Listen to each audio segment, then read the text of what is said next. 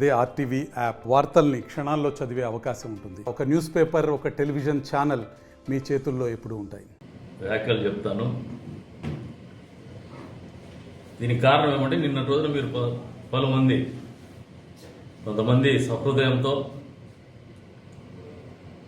భయంతో ఒక రకమైనటువంటి ఆందోళనలతో కొంతమంది శాడిస్టిక్ ప్లేజర్స్తో మనకు సంబంధించినటువంటి వాళ్ళు కాకుండా వాళ్ళకు ఒక రాక్షసానందం శునకానందం కానీ వాళ్ళకు ఇలా కలిపి చెప్తాను. మీరెవరు ఆందోళన చెందాల్సినటువంటి అవసరం లేదు, మీరెవరూ భయపడాల్సిన పని లేదు. ఏ కారణం అంటే కదిరి నియోజకవర్గ తెలుగుదేశం పార్టీ అభ్యర్థిత్వం కోసం తెలుగుదేశం పార్టీకి జాతీయ అధ్యక్షుడు చంద్రబాబు నాయుడు గారు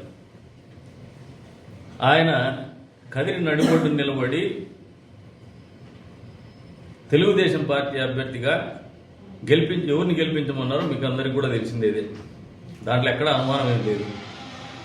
ఈరోజు వరకు కూడా ఆ స్పష్టత నాకు కావచ్చు, మా అధినేతకు కావచ్చు, మా పార్టీకి కావచ్చు పూర్తి స్థాయిలో ఉంది. అంతేకాకుండా మీ అందరికీ ఒకటి అప్పీల్ చేస్తా ఉన్నా, all is fair in love and war.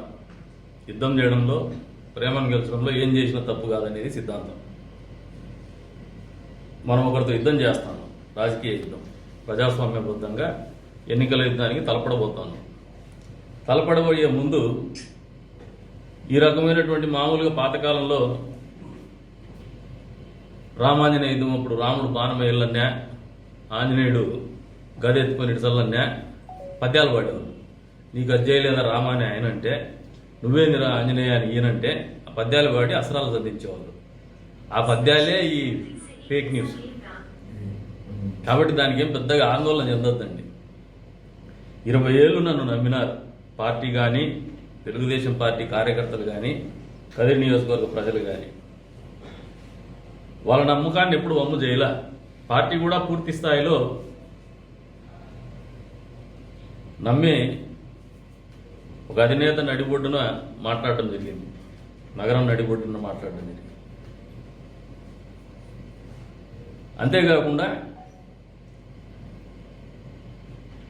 ఇది ఒక యుద్ధ నీతిలో భాగంగా మీలో ఈ ఆందోళన కలిగించాలనే ఆలోచనతో చేసే కార్యక్రమాలు ఇవన్నీ. మనం 5 ఎన్నికల్లో పోటీ చేయబోతాం, 5వసారి. పరిపక్వత చెందినటువంటి అభ్యర్థిగా ఆలోచన చేయాలి నేను కూడా. అందులో భాగంగానే మిమ్మల్ని అప్పీల్ చేస్తాను. అభ్యర్థిత్వం, ఎన్నికలు నిర్వహించుకోవడం, మిమ్మల్ని ముందుకు నడిపించడం, ఇవన్నీ నాకు వదిలేయండి. ఎన్నికల్లో గెలుస్తాను. ఈసారి ఎన్నికల్లో ఖచ్చితంగా తెలుగుదేశం పార్టీ అభ్యర్థిగా గెలుస్తాం. దానిలో అనుమానం కానీ, ఇంకోటి కానీ, ఆందోళన కానీ మీరు చెందొద్దండి. మీ అందరిలో కసి ఉంది, చూస్తాను. నేను కూడా 4.5 సంవత్సరాలుగా మీకులో ఉన్నటువంటి కసి కానీ, పట్టుదల కానీ ఇంతవరకు నడిపించింది మమ్మల్ని, మనల్ని కూడా ఇక్కడి దాకా తీసుకొచ్చింది. ఇంత దూరం వచ్చినాక వెనకపోయేటువంటి ప్రసక్తి ఉంటుందా? మీరు ఆలోచన చేసుకోండి. మామూలుగా అటువైపు పార్టీ ఒక అభ్యర్థిని ఎంపిక చేసుకుంటుంది. చంద్రబాబు నాయుడు గారు ప్రకటించినప్పుడు వాళ్ళు ప్రకటించడానికి ఒక తేడా ఉంది. ఆయన అభ్యర్థిత్వం ప్రకటించినప్పుడు బహుశా క్యాస్ట్, క్రీడ్, క్యాష్ ఈ ఈక్వేషన్స్లో ఆలోచన చేసి ఉండొచ్చు. కానీ తెలుగుదేశం పార్టీ అభ్యర్థిని చంద్రబాబు నాయుడు గారు కదిరి నియోజకవర్గాన్ని ప్రకటించినప్పుడు క్యాస్ట్, క్రీడ్ ఏం చూడలే.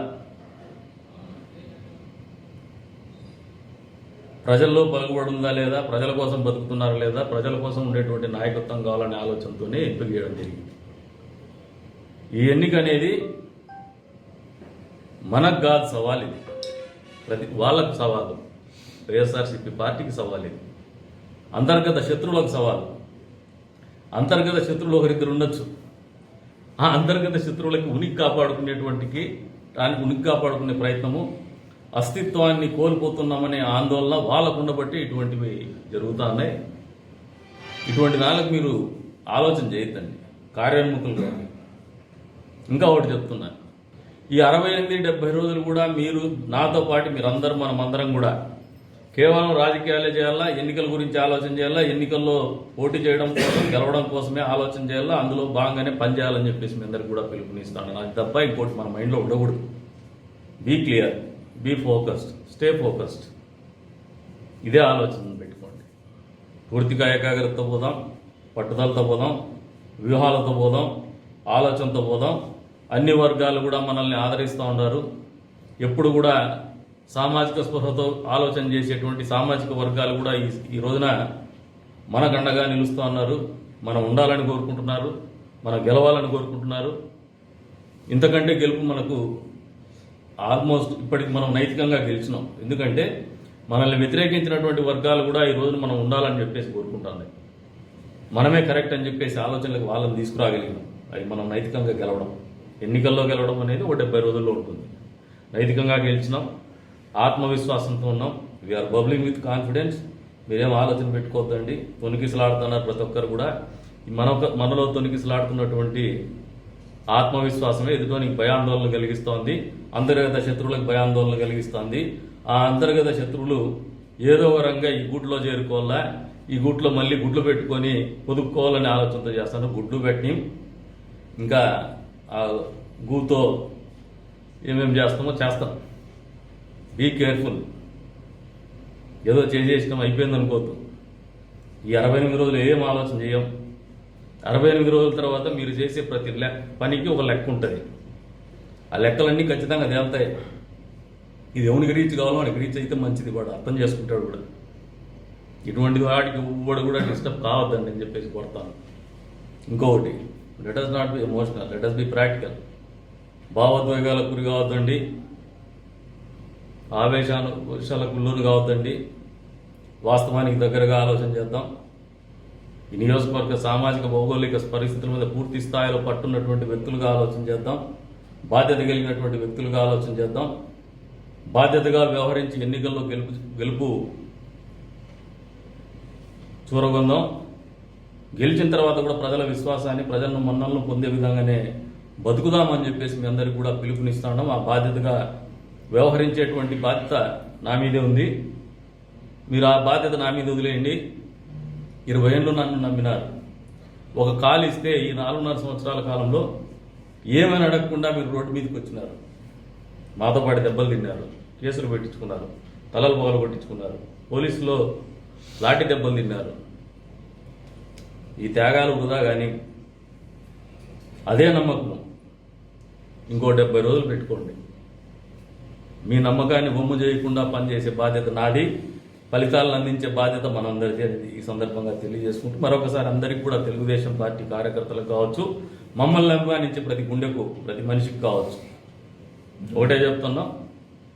ఏదైతే చంద్రబాబు నాయుడు గారు చెప్పినారో, అభ్యర్థిత్వాన్ని ప్రకటించినారో, ఆ అభ్యర్థిత్వంలో ఇప్పటి వరకు కూడా మాకు ఎక్కడ ఆలోచన లేదు, ఆయనకు కానీ మాకు కానీ. ఎందుకంటే మేము ఎప్పుడు టికెట్ కావాలని ఎవరిని దేవులాల.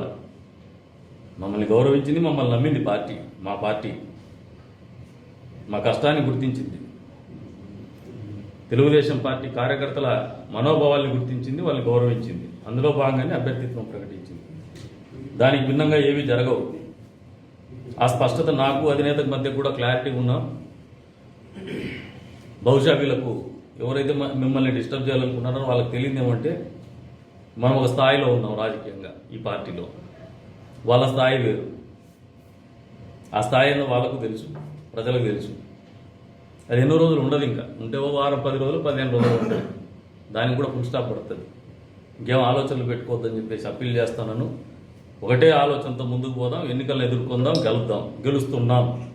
ఈ 2024లో కదిరి నియోజకవర్గంలో తెలుగుదేశం పార్టీ గెలుస్తున్న అభ్యర్థిగా మనం గెలుస్తున్నాం. చంద్రబాబు నాయుడు గారు ముఖ్యమంత్రిగా ఈ రాష్ట్రాన్ని భవిష్యత్తులో పరిపాలించబోతున్నారనేది మన ఆలోచనలో పెట్టుకొని లక్ష్యశుద్ధితో ముందుకు పోదామని చెప్పేసి మీ అందరినీ కూడా కోరుతాం.